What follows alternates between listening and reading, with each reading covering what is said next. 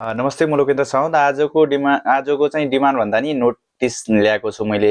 यो चाहिँ दुःखको कुरा हो खासमा। तर जुन कोरिया चाहिँ B2B भिजामा चाहिँ E7 भिजामा कोरिया लाने भनेको थियो, जुन सरकारसँग, नेपाल सरकारसँग र नेपाल वैदेशिक रोजगारसँग चाहिँ सम्झौता भएको थियो, जुन B2B भिजाको लागि कोरियाको है, यो चाहिँ बन्द गरिदिएको छ है, खारिज गरिदिएको छ। अहिले बन्द गरिदिएको छ, जान नपाउने भनेको छ। यो चाहिँ अफिसियली चाहिँ तपाईको नोटिस जारी गरिसकेको छ, जान पाउँदैन है। कतैबाट कसैले तपाईलाई चाहिँ म गरिदिन्छु, म पठाइदिन्छु भनेर भन्दै हुनुहुन्छ भने क्यान्सल गर्नु होला, डिक्लाइन गर्नु होला, नजानु होला भन्न चाहन्छु।